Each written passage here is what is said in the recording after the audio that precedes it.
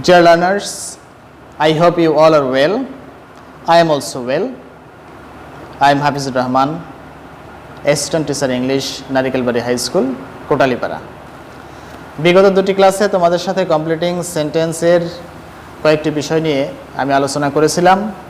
আজ নবম দশম শ্রেণীর কমপ্লিটিং সেন্টেন্সের কয়েকটি সাবঅর্ডিনেটিং কনজাংশনস নিয়ে আলোচনা করব এবং এর ব্যবহার তোমাদের দেখাবো। অবশ্যই বাংলা অর্থগুলো সে সাথে থাকবে। তো সাথে থাকো, শুরু করি আমরা আমাদের আজকের ক্লাস। সাবঅর্ডিনেটিং কনজাংশন এর একটি গুরুত্বপূর্ণ কনজাংশন হচ্ছে as soon as, যার বাংলা অর্থ হচ্ছে সাথে সাথেই।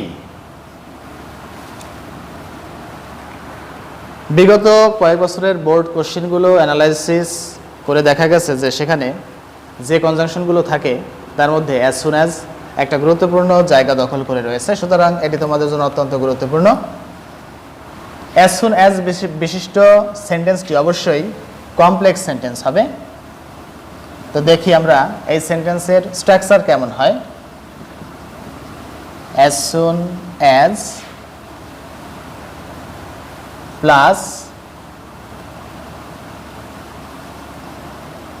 past indefinite tense, অর্থাৎ এখানে যে ক্লজটি আমরা ব্যবহার করব সেই ক্লজটি অবশ্যই পাস্ট ইনডেফিনিট টেন্সে হতে হবে। এরপরে অবশ্যই একটি কমা হবে, কমার পরে আবার পাস্ট ইনডেফিনিট টেন্সে আরও একটি ক্লজ হবে।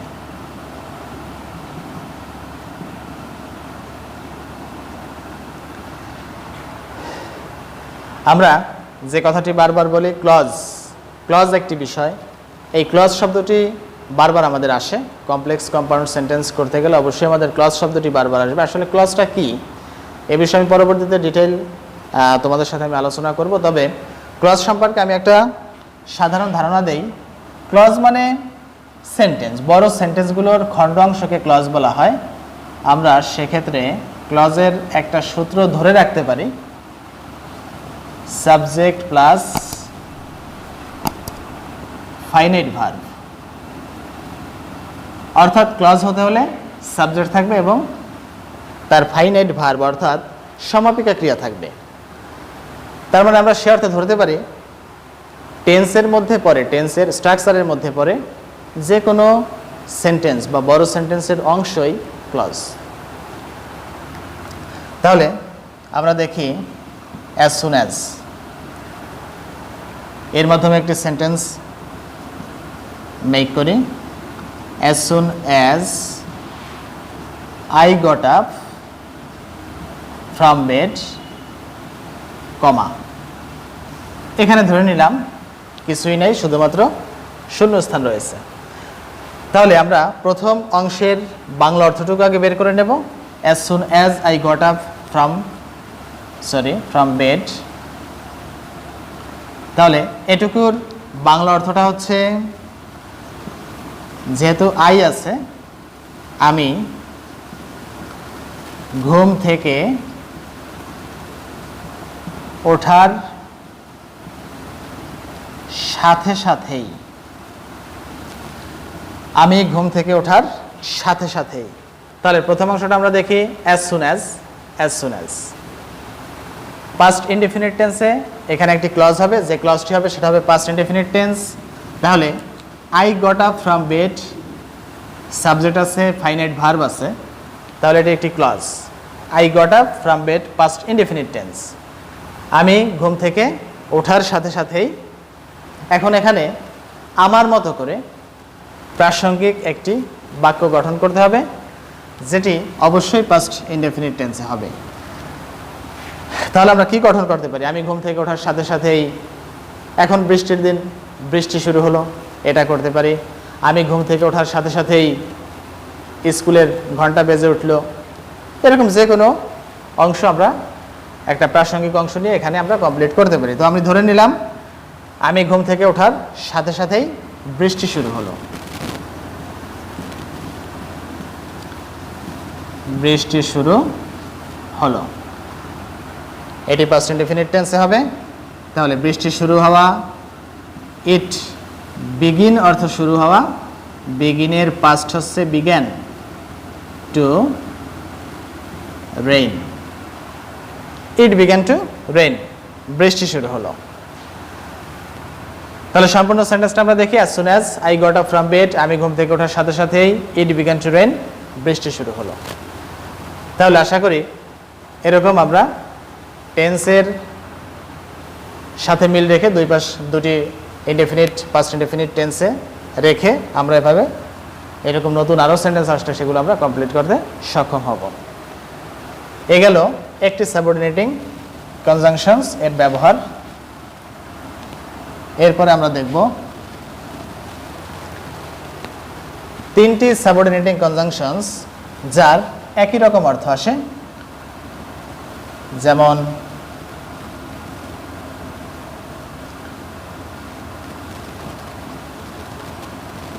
নো সুনার, নো সুনার দিয়ে একটি শুরু হয়। আমি সম্পূর্ণ স্ট্রাকচারটি আগে লিখে নিচ্ছি। নো সুনার হ্যাড, এরপরে থাকবে সাবজেক্ট প্লাস ভার্ব পিপি, মানে হচ্ছে first participle plus extension plus then. এরপরে যে ক্লজটি হবে সেটিও সেই অ্যাজ সুন অ্যাজ এর পরবর্তী ক্লজের মতো, পরবর্তী অংশের মতো পাস্ট ইনডেফিনিট টেন্সে হবে, পাস্ট ইনডেফিনিট টেন্স। একই অর্থ প্রকাশক আরও একটি সাবঅর্ডিনেটিং কনজাংশন নিয়ে আরও একটি ক্লজ, সেটি হচ্ছে scarcely had,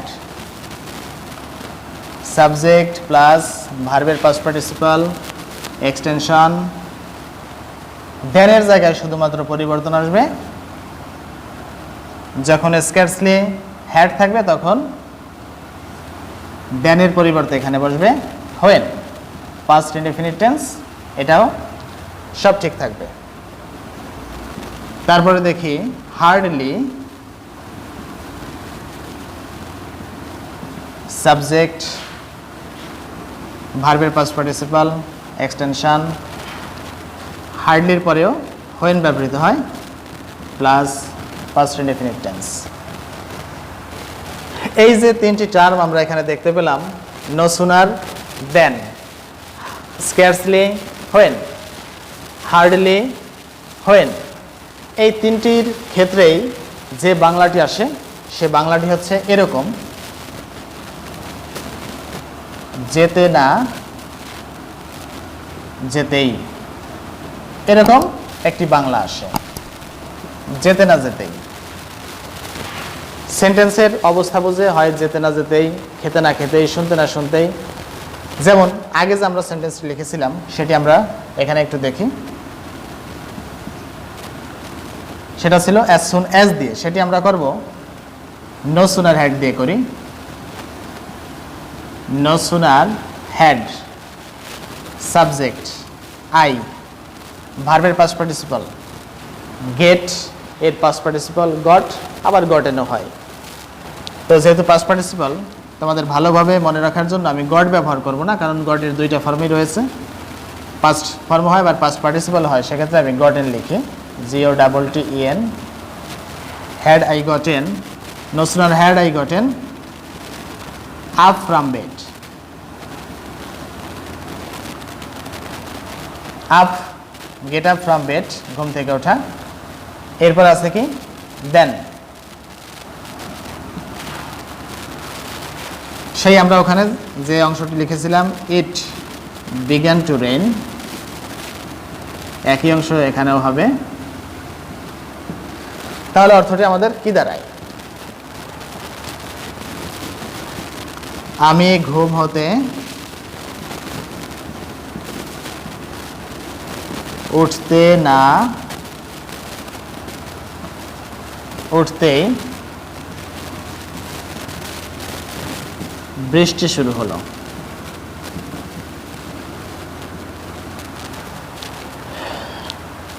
as soon as দিয়ে যে সেন্টেন্সটি ছিল সেটি ছিল আমি ঘুম থেকে ওঠার সাথে সাথেই বৃষ্টি শুরু হলো। আর এটা হচ্ছে আমি ঘুম থেকে উঠতে না উঠতেই বৃষ্টি শুরু হলো। তার মানে এই সেন্টেন্সটা নেগেটিভ অর্থ বহন করে, আর অ্যাজ সুন অ্যাজ দ্বারা যে গঠিত সেন্টেন্সটি সেটি অ্যাফার্মেটিভ অর্থ বহন করে, যদিও দুটির অর্থই একই। আমি ঘুম থেকে ওঠার সাথে সাথে বৃষ্টি শুরু হলো, আমি ঘুম থেকে উঠতে না উঠতেই বৃষ্টি শুরু হলো। তার মানে আমি ঘুম থেকে ওঠার ঠিক পরপরই বৃষ্টি শুরু হলো। দুটি সেন্টেন্সের মূল ভাব এক। তাহলে আমরা দেখতে পাচ্ছি নো সুনার হ্যাড আছে, সাবজেক্ট, ভার্বের পাস্ট পার্টিসিপাল, এক্সটেনশন হিসেবে ধরে নিলাম from bed, then past indefinite টেন্সের clause, it began to rain.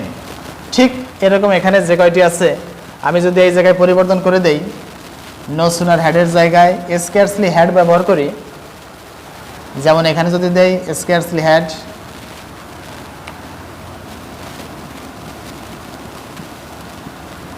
আর দেনের জায়গায় যদি ব্যবহার করি হোয়েন, তাতেও একই অর্থ। আবার স্কার্সলির জায়গায় যদি ব্যবহার করি হার্ডলি, হোয়েনের জায়গায় এটাও হোয়েন, একই, তাহলে সেই একই অর্থ। তার মানে এই তিনটি কনজাংশনের অর্থ একরকমই আসবে।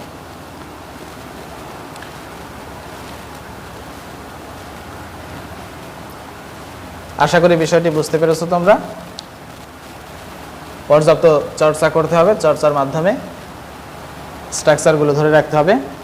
অর্থটা ধরতে পারলে অবশ্যই তোমরা স্ট্রাকচার তোমাদের মনে থাকবে। এবার দেখি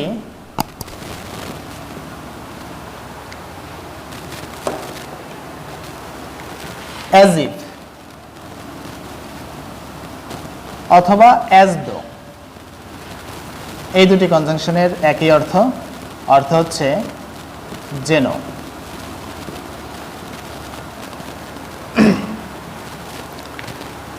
অ্যাজ ইফ এবং অ্যাজ দো আনরিয়াল স্টেটমেন্টের ক্ষেত্রে ব্যবহার করা হয়, আবার আনরিয়াল পাস্টও বলা হয়।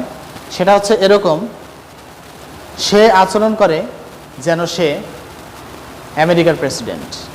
আমরা অনেক সময় কাউকে যে লোক না, যে চরিত্রের না, তাকে যখন আমরা সেই চরিত্র সম্পর্কে কল্পনা করে তাকে বলতে যাই, তখন আমরা এভাবে বলি যে তুমি এমনভাবে আচরণ করো যেন তুমি একেবারে বাংলাদেশের প্রধানমন্ত্রী হয়ে গেছো, আমেরিকার প্রেসিডেন্ট হয়ে গেছো। হ্যাঁ, এই যে কথাগুলো আমরা বলি, আসলে কিন্তু সে আমেরিকার প্রেসিডেন্ট না, আমরা শুধু তাকে এই কথাটি বলি। তার মানে এটি হচ্ছে আনরিয়াল স্টেটমেন্ট, এটা সত্য না, অসত্য স্টেটমেন্ট।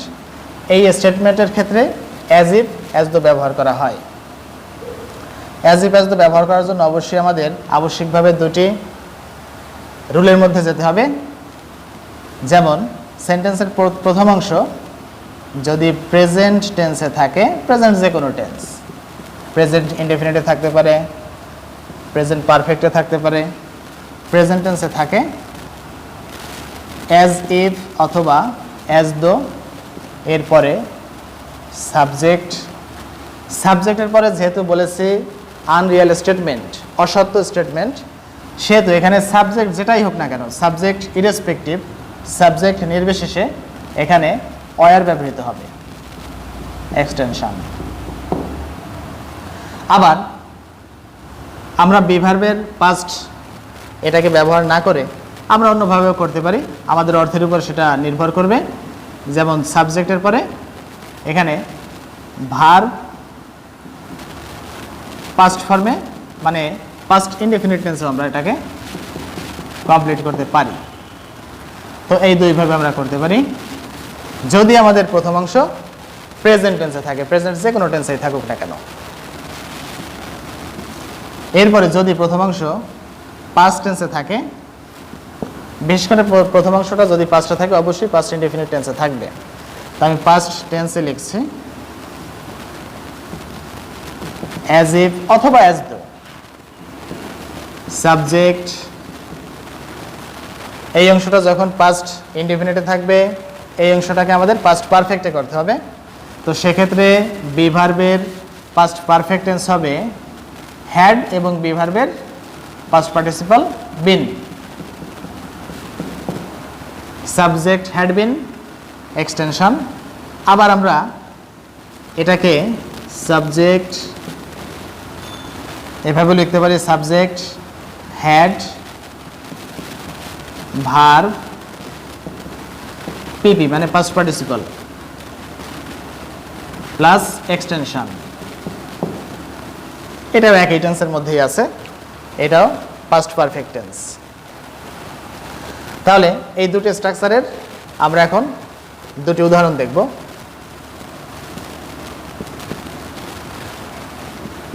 হি প্রিটেন্ডস, হি প্রিটেন্ডস অর্থ হচ্ছে সে ভান করে, এটা ডেফিনেটলি প্রেজেন্ট ইনডেফিনিট টেন্সে রয়েছে। হি প্রিটেন্ডস সে ভান করে, অ্যাজ ইফ যেন, হি ওয়ার এ ম্যাজিশিয়ান, সে ভান করে যেন সে একজন ম্যাজিশিয়ান। এখানে হি আছে, আমরা জানি হির পরে যদি কখনো বিভার পাস্টে ব্যবহার করতে হয় সেক্ষেত্রে আমরা ওয়াজ ব্যবহার করি, কিন্তু এখানে দেখতে পাচ্ছি যে হির পরে কি আছে, ওয়ার।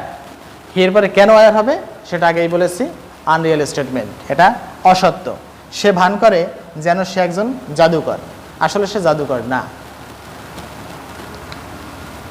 এটা এই অংশটাকে আমরা ওয়ার ব্যবহার না করে অর্থ অনুসারে আমরা অন্যভাবেও করতে পারি, সেটি আমি দেখাচ্ছি। বাংলা অর্থটা একটু লিখে নেই। সে ভান করে যেন সে একজন জাদুকর। আমরা অন্যভাবে দিতে পারতাম, সে ভান করে যেন he met the president of America. সে ভান করে যেন সে আমেরিকার প্রেসিডেন্টের সাথে সাক্ষাৎ করেছে।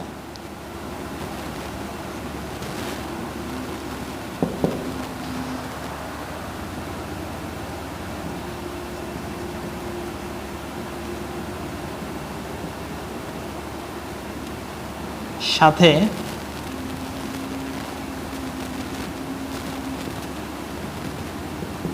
সাক্ষাৎ করেছে। তাহলে আমরা দেখতে পেলাম এখানে ওয়ার ব্যবহার করে আমরা করতে পারি, আবার ভার্বের পাস্ট ব্যবহার করেও আমরা করতে পারি। MWT মিট এর পাস্ট ফর্ম হচ্ছে MET মেট।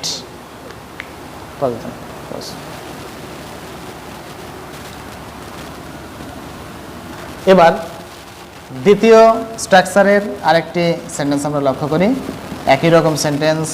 হি প্রেটেন্ডেড, প্রেটেন্ডেড অবশ্যই past indefinite tense. As if,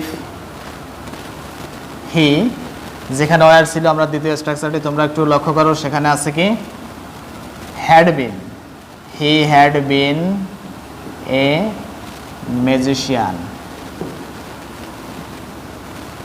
সে ভান করত, পাস্ট ইনডেফিনিট টেন্সে রয়েছে, সে ভান করত যেন সে একজন ম্যাজিশিয়ান। এখানে আমরা ওয়ারের জায়গায় কি ব্যবহার করেছি, হ্যাড বিন।